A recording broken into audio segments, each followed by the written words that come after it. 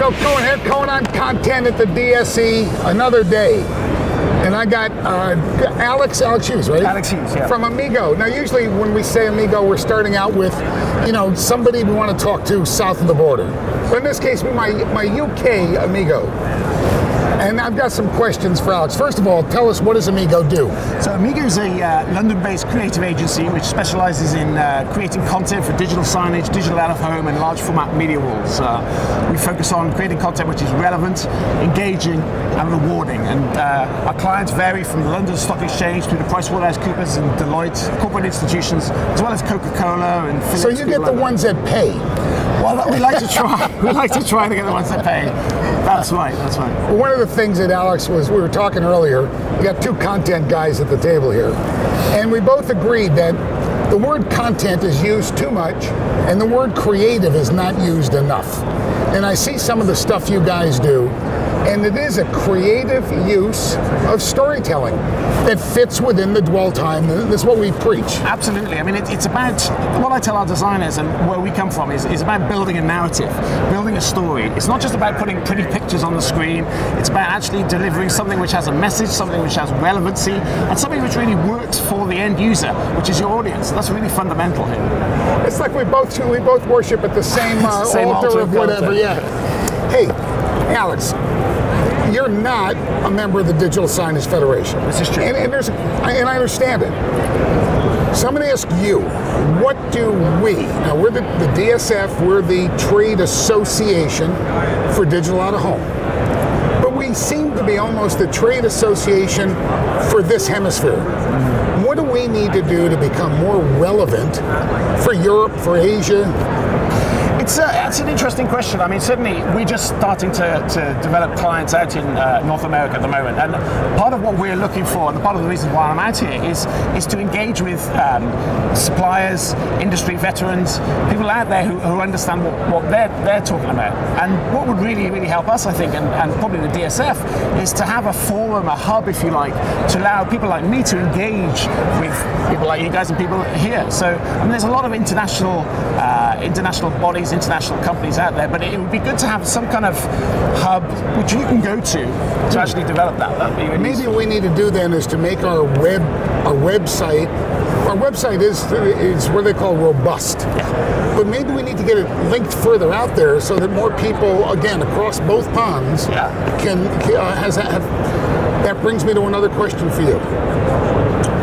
There are magazines, there are newsletters, there are newspapers, there are all kinds of periodicals, mostly electronic, in our business. And one of the questions I've been asking, so that media planners around here can get a grip, more anecdotal, to add to that stack of media kits. What, if any, electronic or print materials do you read on a regular basis, whether it's daily, weekly, monthly?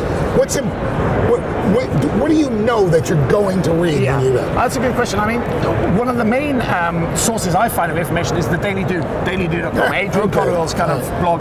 And really, time is so precious at the moment. It's about having something which is instant, which is relevant, which is really delivering a kind of big overview from a lot of angles on the industry. And so there's a number of publications which we read. You know, from a creative perspective, it's about actually finding out what's going on in the industry from a content perspective. That's important to us. So I mean, something like the Daily Do is great for that.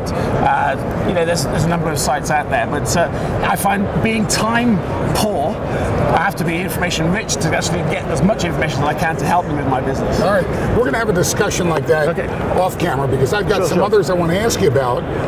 There's one that, and I don't want to color the narrative from this particular point, so I'm not going to get in that conversation on camera. But there's one that, besides the Daily Do, there's another one that I linked to, because they have all of the. It's like they composite all of the press releases from the day before. In the interest of time, of course, I can't read them all either. No. All right, let me see if I've got any more questions for you, because I think I did, and I think I was pretty specific on. Here we go. We do creative content, and of course we're focused, as you are, on each different screen, each different method of delivery, the different audiences for each screen, the amount of dwell time. But one of the things that we find difficult is translating. Now, certainly there's software programs, and you can always hire the professor from the local school. But I don't seem to be able, and I think a lot of our viewers have the same problem.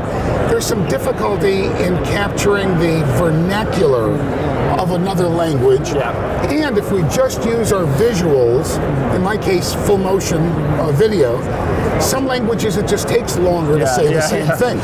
So what kind of advice do you have? Well, we do a lot of work for Philips, and Philips require multiple translations, and another client of ours is Canon, and they require multiple translations. And I believe it's not just about taking the story and the message which you're trying to say when you're delivering a campaign or delivering a short piece about a product, for example. It's not just simply a case of, as you said, going into a translation house and translating it word for word. It's about slightly tweaking the creative as well as putting the storyline across the bottom. That's really, really important, I think. So each different, what we find in Europe, obviously, is each different country has its own different kind of vernacular, and, as you said, and it's mannerisms. And it's about cutting and editing and creating graphics that work for is there that a shortcut? How do you in our business, unlike almost every other medium,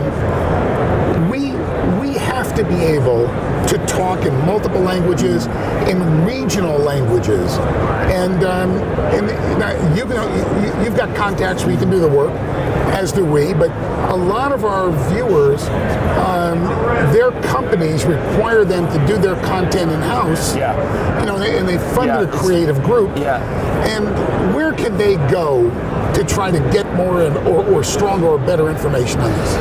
I mean, I can only speak from our experience, really. I mean, we use a lot of audio translation houses, people like that, and those kind of people. But again, I think there is no quick and easy fix really here. It's a combination of delivering the creative as well as the voiceovers, the translations together in harmony that will work to deliver the message. We're going to put the Amigo website up in the lower third so that you guys can go there and see what it is they do and how they do it.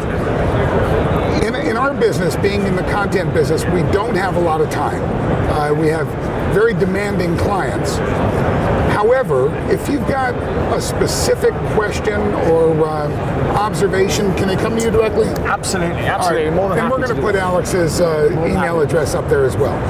We could spend a day at the bar going through all of this. Content, absolutely. Thank you very much. Thank you. You'll see me in a few minutes. We'll be back at you. Thanks.